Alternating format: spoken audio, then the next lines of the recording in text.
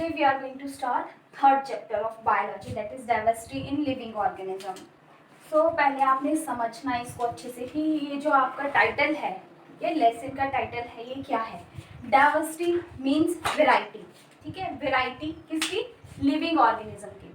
Living organism की variety के बारे में पढ़ने वाले हैं. कैसे उनको कैटेगराइज, आपको दिख रहा है क्लियर? जूम पे आपको दिख रहा है? ओके. तो पहले तो जो डाइवर्सिटी है लिविंग ऑर्गेनिज्म की, तो उसको हम यहाँ पे बायोलॉजी में वर्ड यूज करते हैं बायोडाइवर्सिटी. हम यहाँ पे क्या वर्ड यूज कर रहे हैं? Biodiversity. Bio means living and diversity mean variety. तो बायोडाइवर्सिटी क्या है? वेराइटी है लाइफ फॉर्म्स की जो कि पूरे वर्ल्ड में प्रेजेंट होती है. राइट. बायोडाइवर्सिटी को अब ऐसा है, अगर हमें लिविंग ऑर्गेनिज्म को, पूरे वर्ल्ड के लिविंग ऑर्गेनिज्म को स्टडी करना है, तो हम कैसे उनको स्टडी करेंगे? क्लासिफाई करना है, उनके करेक्टरिस्टिक्स को देखना है, तो हम किस तरीके से ये करेंगे? उसके लिए सभी लिविंग ऑर्गेनिज्म को क्या कर दिया गया है? क्लासिफिकेशन उनकी कर दी गई है, क्लासिफाई किया गया है उनको. क्लासिफिकेशन. तो क्लासिफिकेशन क्यों जरूरी है? अब ऐसा है, फॉर एग्जाम्पल आप स्कूल में बच्चे पढ़ते हो सारे, तो सभी बच्चों को एक ही क्लास में थोड़ा ना रख दिया जाता है, सभी को अलग अलग क्लासेस में रखा जाता है according to their knowledge, according to their age. कुछ क्राइटेरिया होते हैं जिसके बेस पे हम अलग अलग क्लासेस में उनको रखते हैं. वैसा ही यहाँ भी होगा कि लिविंग ऑर्गेनिज्म को हम अलग अलग कैटेगरी में रखेंगे. ठीक है, ताकि क्या हो सके? क्यों हम क्लासिफिकेशन जो है क्यों जरूरी है? Why needed? क्यों जरूरी है, हमें क्यों चाहिए? आपको क्वेश्चन भी आता है, एनसीईआरटी क्वेश्चन भी आपके लिए कि why do we classify organism. हम ऑर्गेनिज्म को क्लासिफाई क्यों करते हैं? देखो, it is not possible to study all organism together. सभी ऑर्गेनिज्म को एक साथ स्टडी करना पॉसिबल नहीं है. अगर हम सभी ऑर्गेनिज्म को ग्रुप में डिवाइड कर देंगे, ग्रुप 1 फॉर एग्जाम्पल समझ लो आप, ग्रुप 1, ग्रुप 2, ग्रुप 3 ऐसे डिवाइड कर दें, तो ये इजी रहेगा कि हम उनको group wise one by one study कर सकते हैं. ठीक है, तो एक तो क्या है, जब हम उनको क्लासिफाई कर देंगे तो हमें क्या देंगे? वो सिस्टमैटिक एक डाटा देंगे. किसका? जो ऑर्गेनिज्म है जिनको हमें स्टडी करना है. ठीक है, और क्या, ये हमारे लिए इजी हो जाएगा. It is easy to study any organism. कोई भी ऑर्गेनिज्म है, अगर वो किसी कैटेगरी में, हमें पता है कि ये वाला ऑर्गेनिज्म ग्रुप 3 में है, फॉर एग्जाम्पल आप यहाँ समझ लो, फिर हम आगे ग्रुपिंग भी करेंगे, क्लासिफिकेशन भी करेंगे कि ये वाला ऑर्गेनिज्म ग्रुप 3 में है, तो हम सीधा ग्रुप 3 में जाएंगे. अगर हमें पता ही नहीं होगा कि कौन सा ऑर्गेनिज्म कहाँ लाई करता है, तो हम उसको क्लासिफाई जो है आइडेंटिफाई, क्लासिफाई, उसके फीचर्स अच्छे से नहीं देख सकते. It is easy to study any organism. कोई भी ऑर्गेनिज्म है वर्ल्ड का, उसको क्लासिफाई करना इजी हो जाता है. ठीक है, ये हमें हेल्प देता है. अगर हमें कोई ऑर्गेनिज्म है उस पर सर्च करनी है, फॉर एग्जांपल ह्यूमन बीइंग है, अगर हमें ह्यूमन बीइंग पे कोई सर्च करनी है, उसके कुछ भी जीन्स चेक करने हैं, कोई डिसऑर्डर देखना है, तो हमारे लिए इजी हो जाएगा. ये हमें इट प्रोवाइड्स हेल्प किसमें? In research. और ये रिसर्च देखो किस किस फील्ड में, हर एक फील्ड में हो सकती है. एग्रीकल्चर, हॉर्टिकल्चर, ठीक है, जेनेटिक्स में, बायोलॉजी में, जितनी भी जो आपकी फील्ड्स हैं सब में आपको हेल्प प्रोवाइड करता है. इसलिए क्लासिफिकेशन बहुत ज़्यादा ज़रूरी होती है. स्टूडेंट, क्लासिफिकेशन को सबसे पहले कार्ल लिनियस ने, जितनी भी बायोडाइवर्सिटी है उसको क्लासिफाई करने का काम जो है वो कार्ल लिनियस ने शुरू किया था. राइट. इस 5 kingdom system of classification. System of classification ये आपको पढ़ना है. ठीक है, इसके बारे में आपको पढ़ना है. तो डिस्कवरी इन्वेंशन कह लो कि इस सिस्टम को, ये जो सिस्टम था एक पूरा 5 किंगडम सिस्टम, ये किसने दिया? तो ये दिया है रॉबर्ट एच विटकर 1969 में. इंपॉर्टेंट है, डायरेक्ट आपको क्वेश्चन भी आता है. वो discover 5 kingdom system of classification, तो वो रॉबर्ट आर एच विटकर बोल रहे हैं, रॉबर्ट एच विटकर बोल रहे हैं. अब ये 5 किंगडम सिस्टम जो है वो क्या है? मतलब जो ग्रुप की बात मैं कर रही हूँ कि ग्रुप 1 ग्रुप 2 में डिवाइड कर देंगे, वैसे ही यहाँ पे कितने ग्रुप बनाए गए? 5 ग्रुप बनाए गए, इसीलिए 5 किंगडम। अब उनको यहाँ पे इसने किंगडम बोला, ग्रुप को क्या वर्ड यूज किया उसने, किंगडम वर्ड उसने ग्रुप के लिए यूज किया। ठीक है, तो पहले आप ये जान लो कि वो 5 जो किंगडम है, 5 जो ग्रुप है वो कौन कौन से हैं। So first kingdom, first group is Monera, first kingdom is Monera, second is protista, third is kingdom fungi, fourth kingdom is kingdom Plantae, and fifth kingdom is kingdom animalia, animalia kingdom. अब ये सारे जो 5 group बनाए, पूरे world के जितने भी organism हैं उनको इनमें अरेंज कर दिया गया on the basis of their characteristics, features, similarities, dissimilarities, right.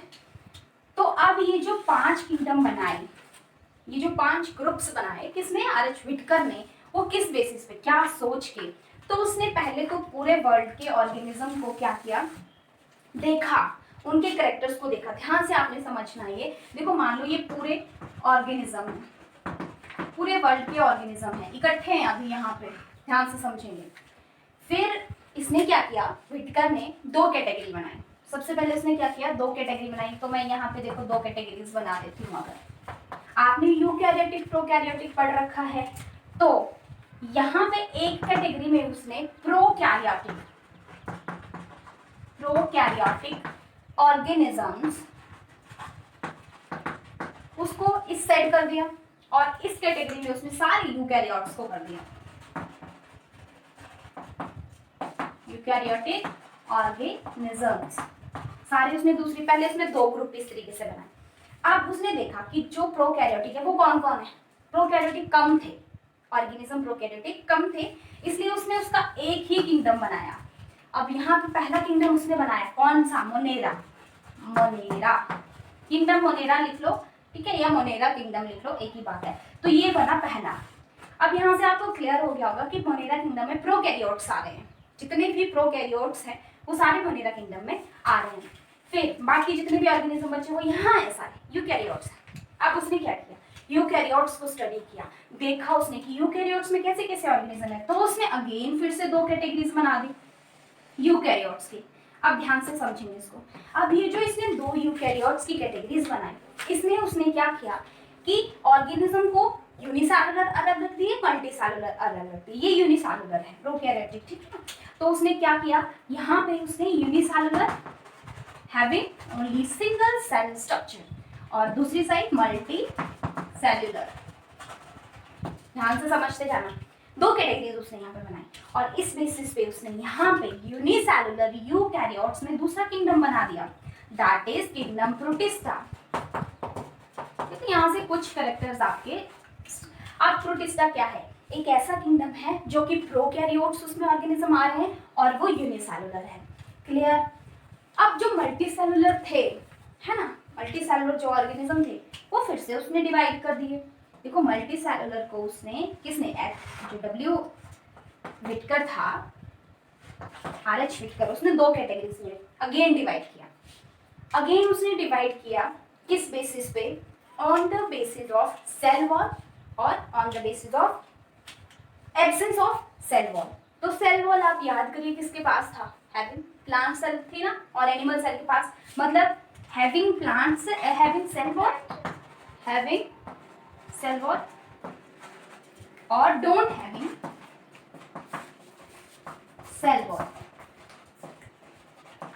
तो अब हमें पता है कि एक ही कैटेगरी है, वो है एनिमल्स, है ना। अब देखो जिनके पास सेल वॉल थी उसमें भी उसके पास 2 कैटेगरीज आ गई। ध्यान से देखेंगे, जिनके पास सेल वॉल थी प्लांट्स के अलावा, हमें तो पता है प्लांट्स के पास सेल वॉल है, लेकिन 2 चीजें थी, एक फंगस थी, एक किंगडम उसने यहाँ पे बनाया तीसरा, दैट इज ये fungi, kingdom fungi, kingdom fungi third बनाया। इसके पास क्लोरोफिल नहीं था, इसके पास क्या, क्लोरोफिल नहीं था, on the basis of chlorophyll. Cell wall तो इसके पास थी लेकिन इसके पास क्लोरोफिल नहीं था, इसलिए इसने अलग इसको रखा। अब इसने 4th बनाया किंगडम प्लांटी। 4th नाम से पता लग रहा है कि क्या इसमें आएंगे, प्लांट्स आएंगे। 4th किंगडम में इसके पास क्या था, क्लोरोफिल प्रेजेंट था, क्लोरोफिल प्रेजेंट था। और जो हमारा फिफ्थ किंगडम रहा जिसके बाद सेल वॉल नहीं है, उसमें क्या आ जाएगा, किंगडम एनिमेलिया, किंगडम एनिमेलिया। ठीक है, एनिमेलिया किंगडम आ गया आपका। तो देखो पांचों किंगडम आ गए, नंबर 1 2 3 4 एंड 5। ठीक है, किस किस बेसिस पे उसने डिवीजन किया, मैं एक बार फिर रिपीट कर रही हूँ। पहले उसने ऑर्गेनिज्म को प्रोकैरियोटिक यूकैरियोटिक में डिवाइड कर दिया, तो उसके पास एक किंगडम आ गया मोनेरा। सेकेंड, उसने यूकैरियोटिक ऑर्गेनिज्म को दो कैटेगरी में फिर से डिवाइड कर दिया, first is unicellular organism, second is multicellular organism.